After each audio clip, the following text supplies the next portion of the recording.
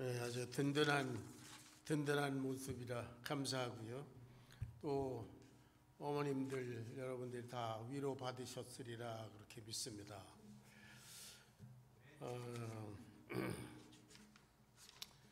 우리 하나님께서 가장 기뻐하시는 것이 뭘까요? 퀴즈. 가끔 제가 이렇게 뜬금없는 퀴즈를 하기 때문에 좀 헷갈리죠. 하나님이 기뻐하시는 것이 무엇일까? 많은 것이 있겠지만 히브리서 6장을 찾아보겠습니다. 히브리서 11장 6절. 다 같이 시작. 믿음이 없이는 기쁘시게 할 수 없나니 하나님께 나아가는 자는 반드시 그가 계신 것과 또한 그가 자기를 찾는 자들에게 상 주시는 이심을 믿어야 할지니라. 하나님이 기뻐하시는 것이 무엇일까? 믿음이 없이는 기쁘시게 못하나니. 하나님이 기뻐하시는 것은 하나님을 믿는 것입니다. 저도 또 우리 서로 관계성을 가질 때 나를 믿어주는 사람을 나는 참 좋아할 것 같아요. 여러분도 마찬가지일 겁니다. 하나님은 당신을 믿는 사람들을 기뻐하신다. 하나님의 존재를 믿습니다. 그저 하나님이 저기 저 멀리 나 보이지 않는 먼 하늘에 계시 존재하신다 막연히 믿는 것이 아니라 하나님께서 바로 여기 내 삶의 현장에 여기 계신다. 그것을 믿는다고 합니다. 존재를 믿는다. 하나님이 계신 것을 믿는다. 우리 신앙의 선배 다윗은 시편 23편에서 그런 말씀했잖아요. 내가 사망의 음침한 골짜기로 행할지라도 하나님께서 거기도 계신다. 나의 모든 삶의 현장에 계신다. 야곱이 돌베개하고 광야 한가운데서 외로운 모습으로 잠을 자고 있을 때 하나님은 거기도 계셨던 것을 우리는 압니다. 그래서 하나님을 믿는다는 것은 그분의 존재, 현재적인 존재를 믿습니다. 그분의 말씀을 믿습니다. 그리고 그분이 장차 내게 상 주실 분이시라는 그런 사실을 믿습니다. 그런 믿음의 사람들을 하나님은 기뻐하십니다. 오늘은 위대한 어머니, 위대한 믿음의 어머니, 그리고 위대한 믿음의 아들 사무엘, 그들을 통해서 그들의 믿음은 어떤 것인가 이런 것들을 생각해 보면서 어머니뿐만 아니라 아버지 그리고 우리 모두가 은혜 받기를 원합니다. 사무엘은 여러분이 아시는 것처럼 모세와 여호수아에게 조금도 뒤질 것이 없을 만큼 그 위대한 믿음의 사람입니다. 그는 이스라엘 백성들이 가나안 땅을 정복하고 그리고 땅을 나눠 가진 후에 아주 혼란스러웠던 그 사사시대에 실제로 재판관이 되어서 그 이스라엘 백성들을 통치하던 지도자입니다. 동시에 그는 하나님을 대리해서 하나님의 말씀을 백성들에게 전한 선지자이기도 합니다. 또 그는 백성들의 죄를 대신해서 하나님께 예배를 드리는 제사장이었습니다. 그는 위대한 믿음의 사람이었습니다. 그리고 그는 이스라엘 나라를 하나의 왕국으로 건설하는데 아주 지대하게 공헌하고 쓰임받은 사람입니다. 그는 하나님의 지시하심을 따라 사울이라고 하는 청년을 발굴해서 이스라엘의 초대 왕으로 세웁니다. 그래서 이스라엘 나라는 왕국으로 출범하게 되었습니다. 그런데 사울이 하나님의 말씀에 불순종했어요. 그러니까 하나님께서 그가 나를 버렸으므로 나도 그를 버리겠다. 그렇게 하시니까 사무엘도 사울을 버릴 수밖에 없었습니다. 여러분, 사무엘 자신이 기름을 부어서 왕으로 세운 사울을 버린다는 것이 그렇게 손바닥 뒤집기처럼 쉬운 일은 아닐 겁니다. 그래서 사무엘은 아주 슬퍼했습니다. 마음이 많이 아팠습니다. 그러나 하나님께서 말씀하신 것인 고로 사울을 버리고 그는 하나님의 또 다른 지시하심을 따라서 이새의 집으로 다윗을 찾아갑니다. 여러분, 아직도 사울이 권좌에 있고 그의 권력이 시퍼렇게 살아있는데 당신 말고 이 사람이 이스라엘의 왕입니다, 이렇게 세운다는 것은 실로 두려운 일입니다. 목숨을 걸지 않고는 할 수가 없습니다. 그래서 하나님께서 사무엘에게 자, 이제 사울을 내가 버려서 이스라엘의 왕이 되지 못하게 하였으니까 너는 이제 베들레헴 사람 이새에게 가서 거기에서 왕이 될 새로운 사람을 찾아라, 이렇게 말씀하십니다. 그 말씀을 들은 사무엘은 사무엘상 16장 2절에서 이렇게 말합니다. 사무엘이 이르되 내가 어찌 갈 수 있으리까? 사울이 들으면 나를 죽이리이다. 여러분, 권력이라고 하는 것은 부자도 나눠 가지지 않는다고 하지 않습니까? 그런데 사울이 왕으로 살아있고 자기가 왕이라고 실권을 쥐고 있는데 하나님의 말씀에 너는 아니야, 너는 버림받았어, 다른 사람이 왕이야, 그리고 다윗에게 기름을 부어서 왕이라고 선포하는 것은 실로 목숨을 내놓는 일입니다. 그러나 그는 그렇게 했습니다. 왜? 그것이 하나님의 뜻이기 때문에. 하나님의 말씀, 그는 그것을 믿습니다. 그리고 목숨을 걸고 순종하는 믿음의 사람이었습니다. 사무엘이 이렇게 위대한 믿음의 사람이 되기까지 그 배후에는 누가 있었어요? 위대한 어머니 해나가 있었던 것을 우리는 잘 압니다. 오늘 해나에 대해서 한번 생각해 보면서 정말 믿음으로 산다는 것은 어떤 것인가, 그런 것을 한번 우리가 발견하고 같이 은혜 받고 그렇게 결단하는 시간이 되시기를 주의 이름으로 축원합니다. 하나는 기도하는 사람입니다. 물론 믿는 사람들 다 기도합니다. 하나 외에도 성경에는 기도하는 사람 많이 나옵니다. 그러나 오늘 하나 어머니로서 드리는 기도를 생각해 봅니다. 하나는 엘가나라고 하는 사람의 두 부인 중 하나였습니다. 분인나라고 하는 그 한 부인은 자녀를 여러 낳은 것 같아요. 그런데 하나는 자녀가 없습니다. 그래 대개 자기 자존감이 없는 사람들이 자기 가진 것을 보고 그것을 못 가진 사람을 무시하고 멸시하게 되는 거죠. 그래서 분인나는 한나를 아주 격동시켰다고 그랬어. 속을 뒤집어 놓고 박박 긁고 자식도 못 낳는 것이 멸시합니다. 그래서 매년 그 제사를 드리러 올라갈 때마다 한나는 분인나한테 당하는 게 너무도 서글프고 원통해서 먹지 아니하고 식음을 전폐하고 그리고 울고 그랬다고 그랬어요. 얼마나 슬펐으면. 그때 한나는 하나님 앞에 기도했다 그랬습니다. 그 기도의 내용이 어떤가? 사무엘상 1장 10절부터 13절까지 우리가 같이 찾아서 한번 한 목소리를 읽어봅니다. 다 같이 시작. 한나가 마음이 괴로워서 여호와께 기도하고 통곡하며 서원하여 이르되 만군의 여호와여, 만일 주의 여종의 고통을 돌보시고 나를 기억하사 주의 여종을 잊지 아니하시고 주의 여종에게 아들을 주시면 내가 그의 평생의 그를 여호와께 드리고 삭도를 그의 머리에 대지 아니하겠나이다. 그가 여호와 앞에 오래 기도하는 동안에 엘리가 그 입을 주목한즉 한나가 속으로 말하며 입술만 움직이고 음성은 들리지 아니하므로 엘리는 그가 취한 줄로 생각하니라.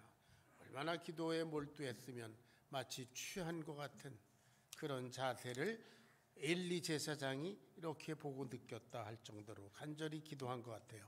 여러분, 기도는 하나님과의 대화고 하나님의 뜻을 찾는 인격적인 그런 교제의 시간입니다. 나눔입니다. 우리 성도들에게 있어서 그야말로 기도는 신앙의 핵심이라고 볼 수 있습니다. 여러분, 말씀, 그것도 기도를 통해서, 말씀을 통해서 주시는 하나님의 메시지를 발견할 수 있습니다. 예배하는 것, 기도가 중심이 되지 않은 예배, 그런 예배는 그야말로 속빈 강종입니다. 교제하는 것, 헌신하는 것, 그리고 우리의 성도들이 행하는 모든 신앙의 행위, 그 속에는 기도가 있어야 합니다. 한나는 기도하는 사람입니다.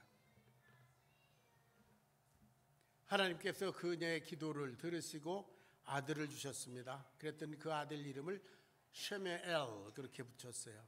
사무엘. 그것은 무엇인가? 내가 하나님께 말씀드렸다. 내가 하나님께 구했다. 뭐 그런 뜻이라고 합니다. 그리고 이제 이 귀한 아들 사무엘이 젖을 뗄 때가 되면 내가 하나님께 약속한 대로 이 아들을 하나님께 바쳐드리겠다. 이렇게 결단하고 애를 키웁니다. 한나가 애를 키운 것은 불과 한 3년 반 또는 4년쯤 됐을 것 같아요. 요새와 달리 그때는 뭐 이유식 뭐 그런 것이 없었을 테니까, 그죠? 젖을 계속 먹였을 테니까 한 3살 반, 4살까지는 키웠을 것 같아요.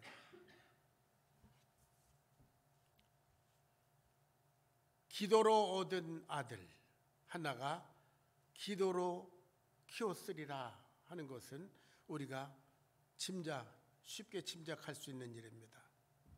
아마 그렇게 기도했겠죠. 하나님의 나의 기도를 들으셨다. 너는 하나님의 주신 선물이다. 너는 하나님의 것이다. 하나님을 위해서 사는 것이 가장 복된 일이다.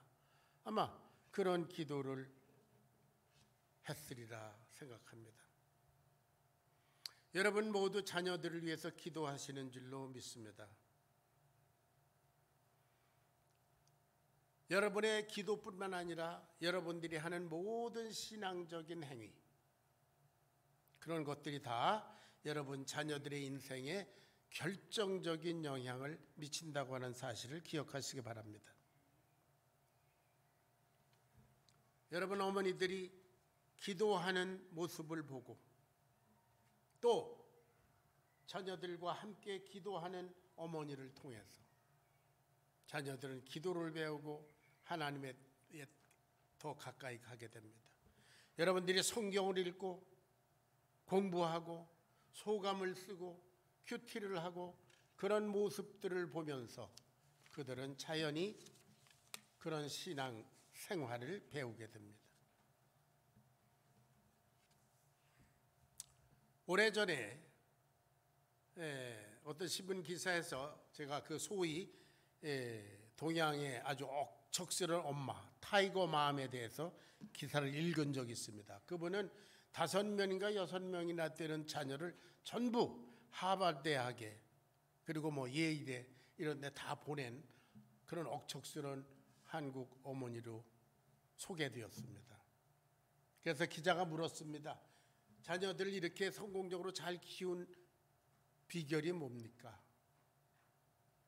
그랬더니 이 어머니가 얘기하기를 나는 내 자식들에게 공부해라 말한 적이 없습니다.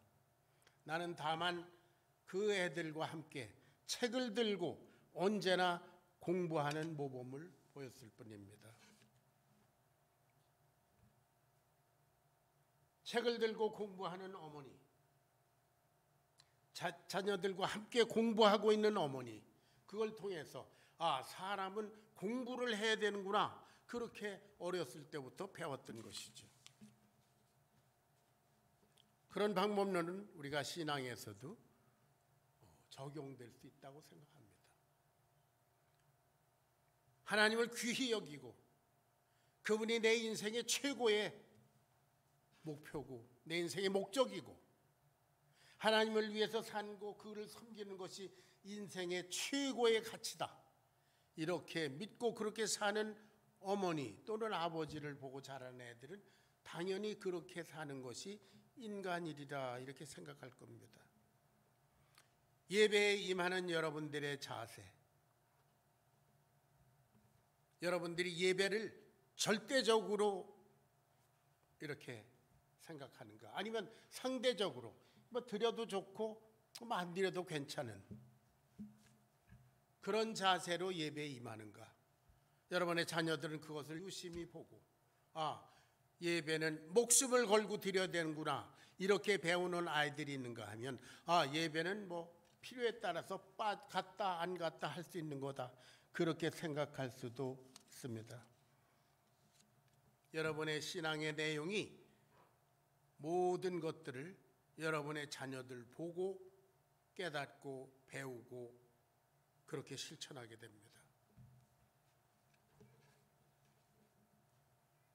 여러분 자녀들에게 가르치십시오. 기도하라, 기도하라, 그렇지 않고 여러분이 기도하는 모습을 보여주시고 자녀들과 함께 기도하는 그런 삶을 나누시기를 바랍니다. 그리고 이 세상의 최고의 가치, 인생에 있어서 가장 위대한 가치는 하나님을 위해 살고 하나님 나라 영광의 초소를 염두에 두고 사는 것이다. 그런 가치관을 심어주고 그런 가치관을 가지고 사시기를 바랍니다. 얘야, 세상에서 네가 비록 출세를 못한다 할지라도, 적당히 먹고 살 정도만 된다 할지라도, 그러나 신앙에서는 실패해서는 안 된다. 아멘. 신앙은 뒀다 해도 돼. 돈 벌고 공부하고 출세한 다음에 그때 나중에 해도 돼. 공부는 때가 있는 거야. 대부분 세상 사람들이 그렇게 가르치는 줄로 저는 알고 있습니다. 심지어 교회 다니는 집사님들, 장로님들, 목사님들도 그렇게 하는 줄로 알고 있습니다. 많이 봤습니다. 더군다나 팬데믹 3년을 지나면서 예배가, 함께 모여서 드리는 예배가 줌을 통해서도 되고 뭐 인터넷을 통해서도 되고 하는 이 시대를 지나면서 예배의 권위, 절대적인 예배에 대한 가치, 그것이 엄청나게 훼손됐습니다. 그저 파자마 바람으로 침대에 누워서 리모컨을 틀면서 예배를 드릴 수 있는, 그러면서도 아무런 가책을 느끼지 않는 이 시대에서 그것을 보고 자라는 애들이 과연 어떤 예배자가 될 것인가. 앞으로 우리 미국뿐만 아니라 한국뿐만 아니라 온 세상에, 온 세계에 그리스도 신앙에 대해서 엄청나게 염려가 됩니다.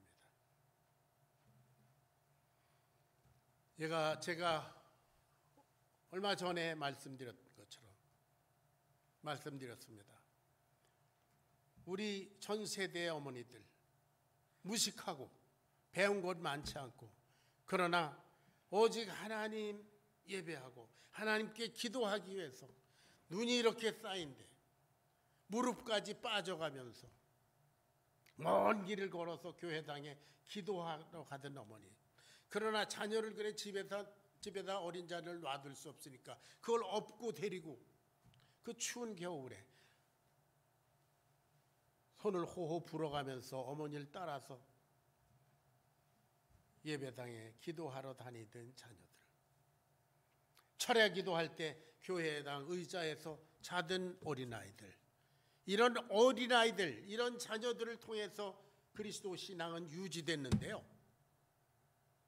무슨 일이 있어도 예배는 드려야 된다라는 그러한 어머니들을 통해서, 그 삶을 통해서 배운 자녀들이 이 신앙을 견지해 왔는데요, 오늘날 어떻습니까? 야, 웬만하면 제껴. 숙제가 많어? 제껴.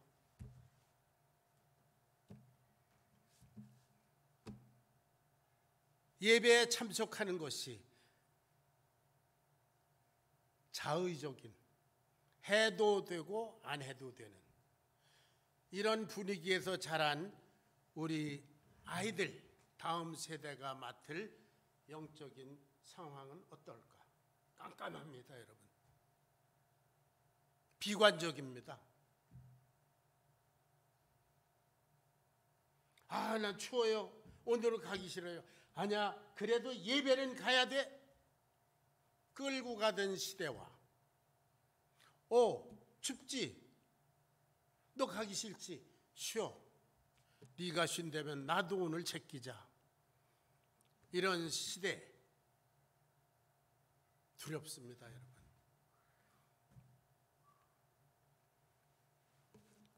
얼마 전부터 우리 교회 금요기도회에 자녀들을 데리고 나오는 그 가정들이 있습니다. 유대인 집사님 가정하고 조영래 집사님 가정이 아이들 데리고 옵니다. 아이들이 비록 저 방에서 저희끼리 놀다 자다 하더라도 기도회를 따라 나오던 추억, 그것을 가진 어린애들의 다음 장성했을 때의 삶이 어땠을까? 어떠할까? 우리는 짐작할 수 있습니다. 그 애들이 집에 있으면 TV를 보든가 게임을 하든가 그럴 텐데요.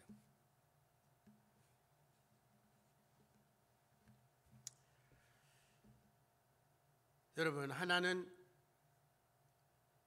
간절히 기도하는 여자였습니다. 자녀를 위해서, 여러분 자신의 영혼을 위해서, 믿지 않는 여러분들의 배우자들을 위해서, 믿지 않는 부모님들을 위해서, 여러분이 손길이 닿는 곳에 있는 믿지 않는 사람들, 구원받아야 할 사람들을 위해서 여러분 기도하시기를 바랍니다. 한나가 그러했듯이 마치 술 취한 것처럼, 제정신이 아닌 것처럼 그렇게 기도하시기를 축원합니다. 두 번째 생각할 것은 한나는 아들을 여호와께 드렸습니다.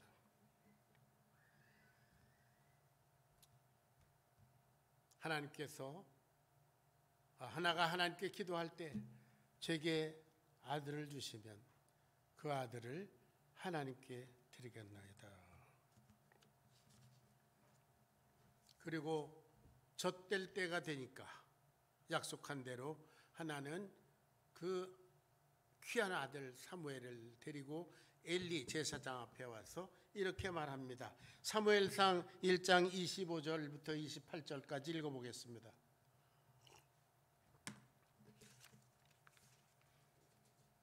사무엘상 1장 25절부터 28절.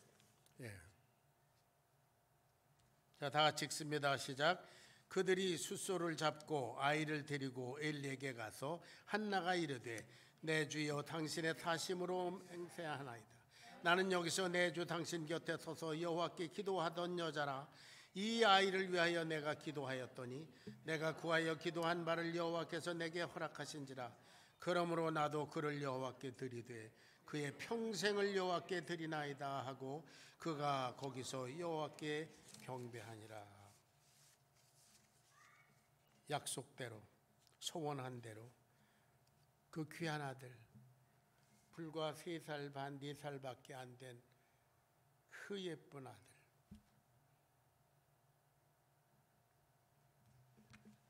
오늘 본문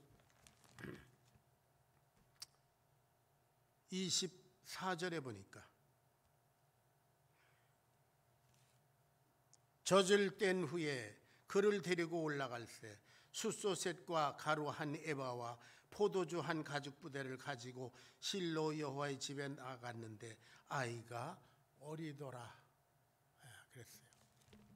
아이가 어리더라. 그 부드러운 살결, 그 방긋방긋 웃는 거.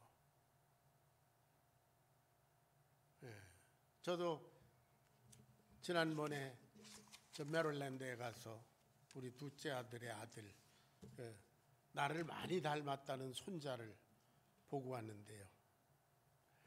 이렇게 자꾸 만져봅니다. 이 부드러운 살, 입을 맞춰보고 머리도 만져보고 손도 만져보고 몸도 더듬어보고 얼마나 귀여운지. 엄마가 돼서 그런 사무엘을 떼놓고 내가 가지고 주무르는 것보다 하나님께 드리는 것이 그에게 축복이다. 하나님께 영광이다. 그런 자세인 것 같아요.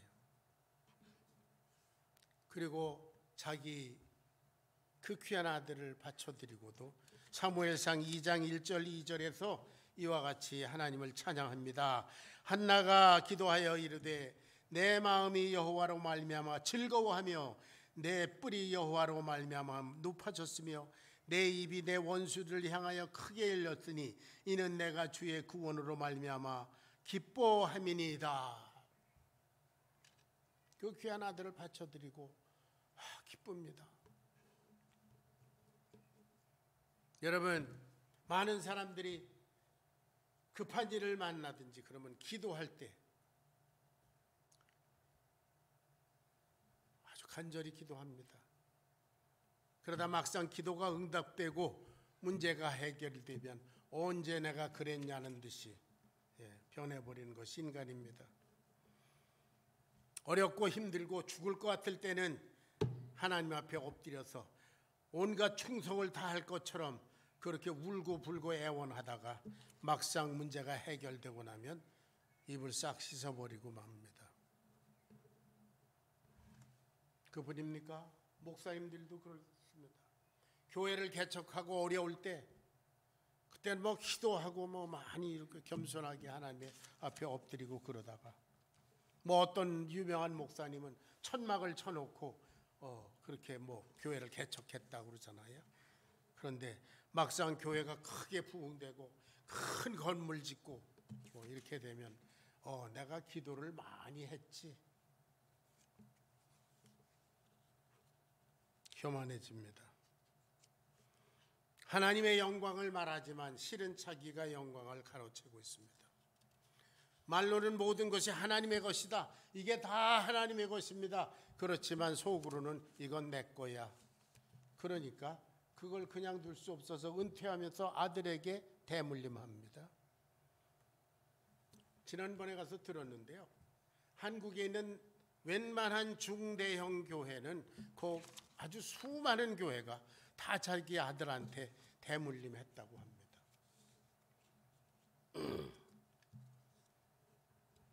교회도 그렇고 우리 신앙도 그렇습니다. 물질적으로 풍요로워지면 필연적으로 타락하게 마련입니다. 그래서 우리 교회도 그렇고 저 자신도 그렇고 물질이 쌓이면 써버려야 합니다. 하나님께 드리고 가난한 사람에게 드리고 필요한 사람에게 나누어주고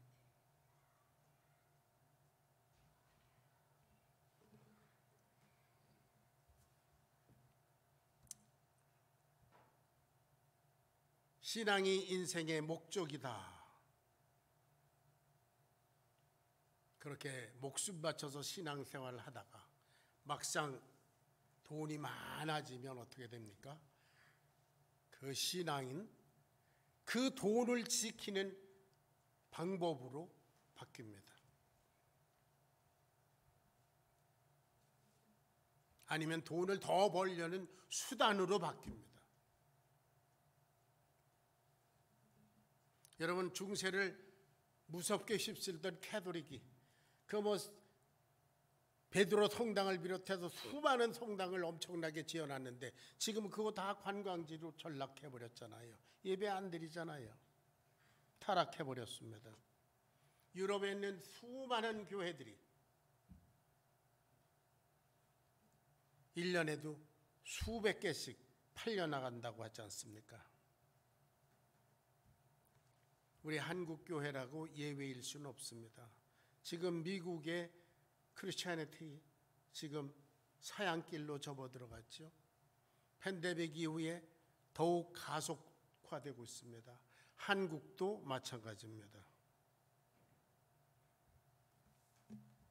하나는 약속드린 대로 이 사무엘은 제 것이 아니라 하나님의 것입니다.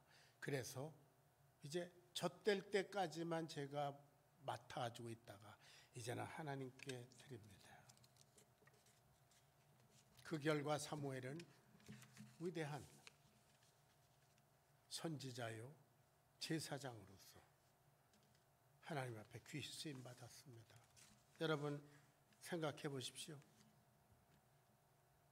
아이고 이거 아까워서 못 드리겠어. 이 어린 것을 어떻게 놓고 떠나나. 그래서 끌어안고 하나님의 약속을 저버리던 한나를 상상해 보십시오. 그 사무엘이 뭐가 되겠습니까? 여러분 비슷한 얘기가 있습니다.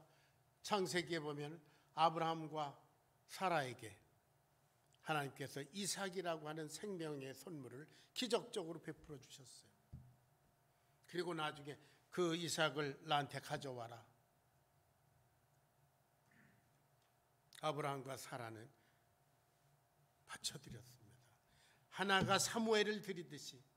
그래서 그 이삭으로 말미암아 예수님이 이 땅에 오시는 그 놀라운 역사가 일어났습니다. 여러분 아브라함과 사라가 하나님 다른 것은 몰라도 이것 얘는 안 됩니다 하고 끌어안고 있었으면 그 이삭은 무엇이 됐겠습니까?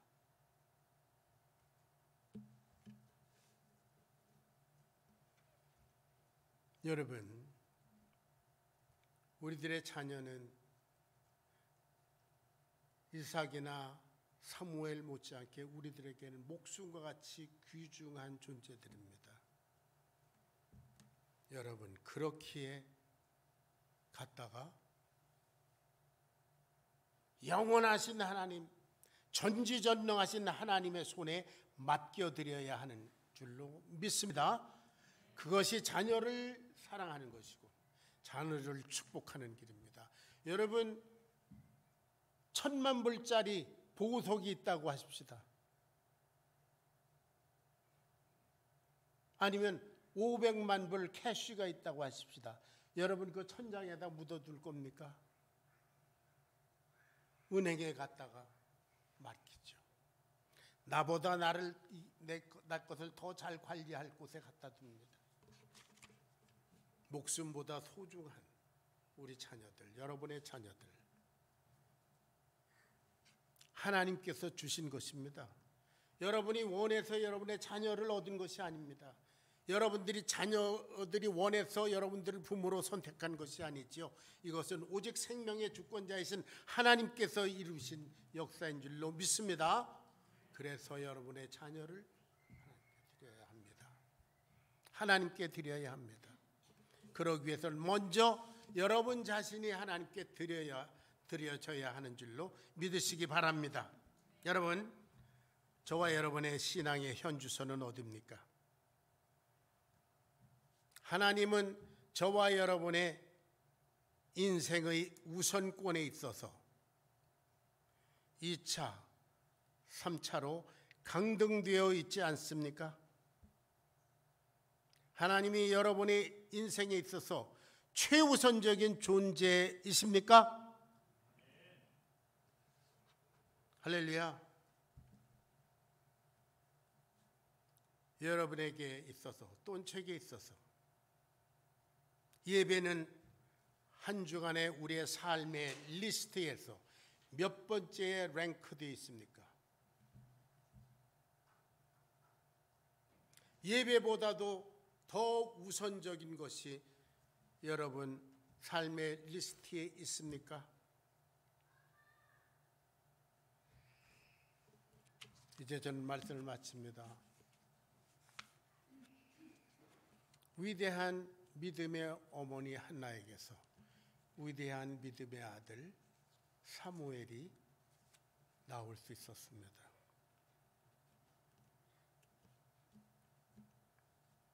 저와 여러분의 영적인 진짜 모습을 보기를 원하시면 여러분 저와 여러분의 자녀들을 보면 알 수 있습니다.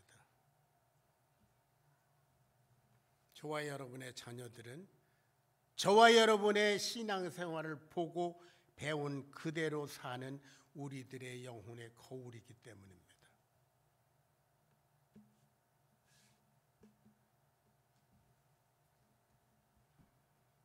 오늘 본문 27절, 28절을 한번 같이 읽겠습니다. 다 같이 시작. 이 아이를 위하여 내가 기도하였더니 여호와께서 나의 구하여 기도한 바를 허락하신지라. 그러므로 나도 그를 여호와께 드리되 그의 평생을 여호와께 드리나이다. 거듭 말씀드리지만 우리의 자녀들을 드리기 전에 먼저 우리 자신이 주님께 드리워져야 한다고 저는 말씀드렸습니다. 고린도전서 6장 19절 20절을 읽고 마치겠습니다. 다 같이 시작. 너희 몸은 너희가 하나님께로부터 받은 바 너희 가운데 계신 성령의 전인 줄을 알지 못하느냐. 너희는 너희의 것이 아니라 값으로 산 것이 되었으니 그런즉 너희 몸으로 하나님께 영광을 돌리라. 기도하겠습니다. 사랑하시는 아버지, 오늘 어머니 주일을 맞이해서 우리 자신의 신앙의 현주소를 함께 점검해 봤습니다. 성령님께서 이 말씀을 통해서 우리가 취해야 될 바, 살아가야 할 바를 밝히 가르쳐 주시기를 간절히 기도합니다. 우리 귀한 어머님들, 하나님께서 정말 말씀의 지혜로 충만하게 채우셔서 기도하는 가운데 자녀들을 하나님께 바쳐 올려드리는 지혜로운 어머님들 되도록 도와주시고, 또 우리 자녀들은 이 귀한 어머님들에게 하나님 대하듯이 그렇게 효도를 바쳐드릴 각오와 결단이 서는 그런 귀한 날이 되도록 도와주시옵소서. 감사합니다. 주님, 남은 저희들의 인생을 주님께 온전히 맡겨드렸고 예수님의 귀하신 이름 받들어 간절히 기도하옵나이다. 아멘. 다 같이 일어서서